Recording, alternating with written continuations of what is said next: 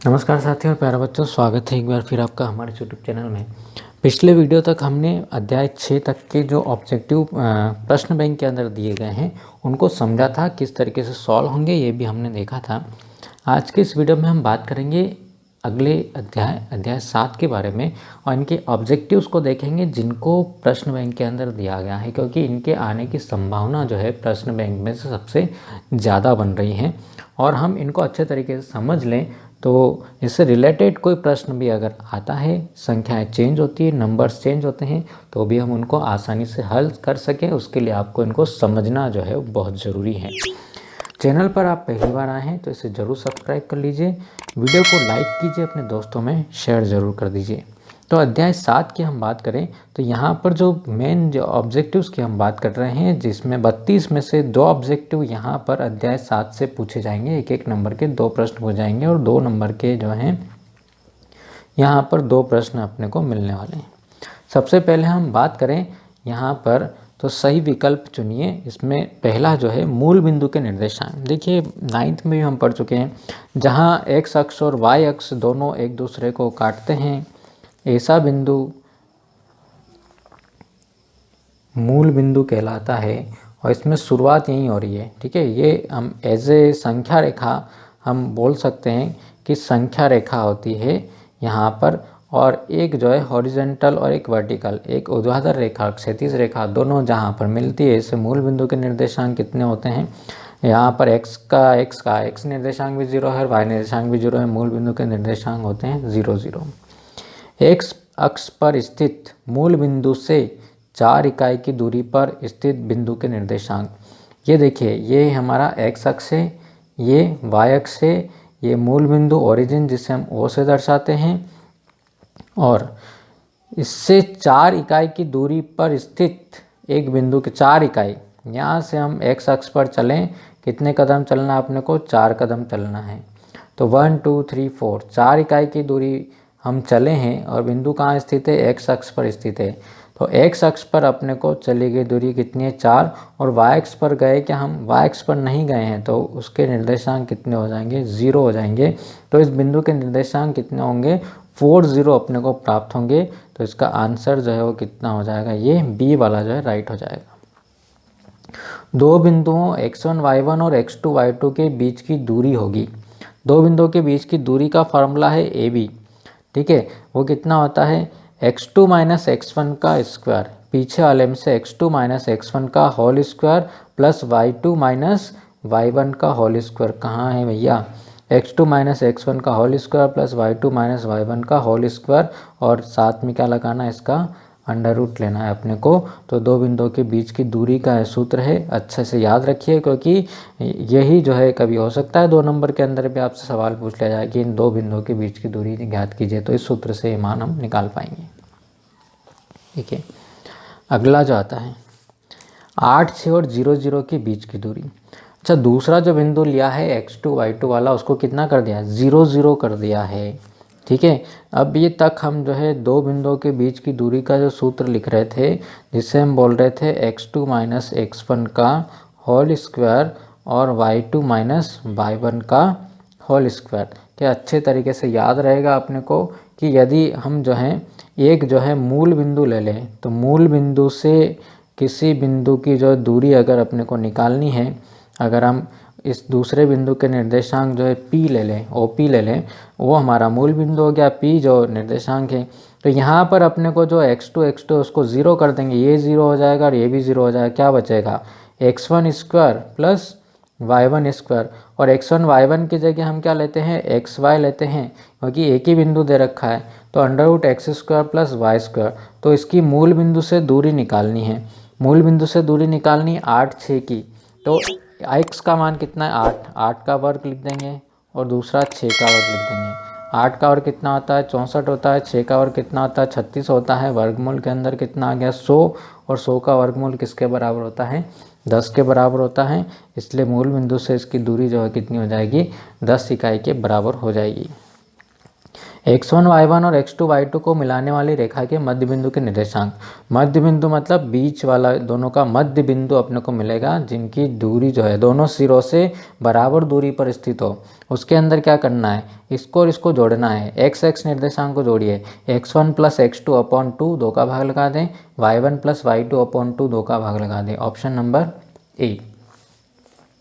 चलिए, इसी से संबंधित ये सवाल यहाँ पर मिल गया आपने को कि क्या करना है, इसका मध्य बिंदु निकालना है।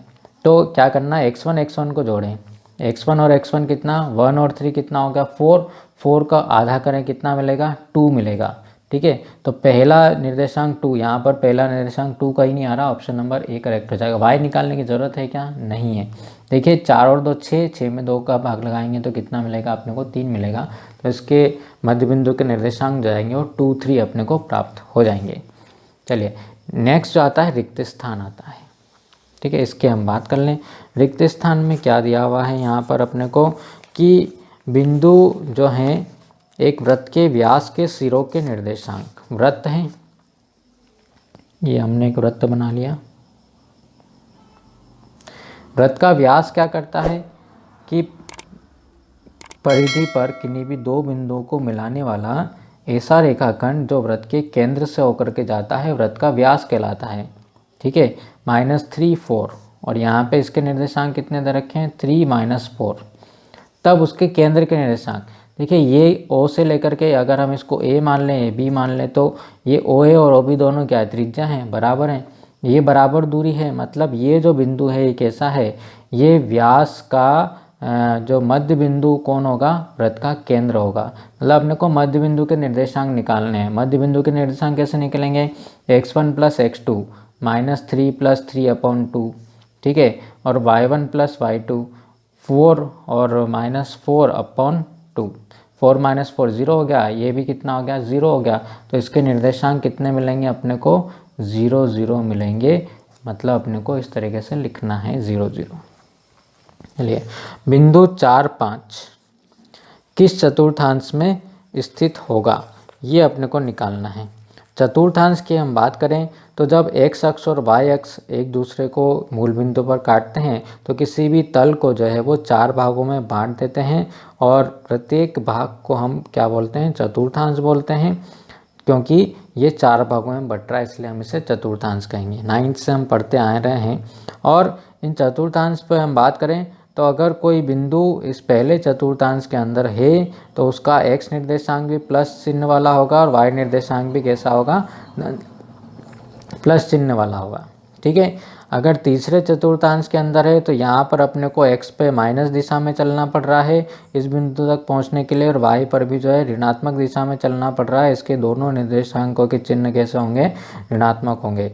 यहाँ पर अपने को x अक्ष पर जो है माइनस चलना पड़ रहा है इसलिए माइनस, और y पर प्लस चलना पड़ रहा है। और यहाँ पर कैसा चलना पड़ रहा है, इस बिंदु तक पहुँचने के लिए अपने को x अक्ष पर जो है धन दिशा में चलना पड़ रहा है और y पर ऋणात्मक दिशा में चलना पड़ रहा है। इन चारों निर्देशांक अक्षों के लिए, चतुर्थांशों के लिए कोई बिंदु की अगर अपने को चिन्ह अगर पता है तो हम उसके चतुर्थांश आसानी से बता सकते हैं।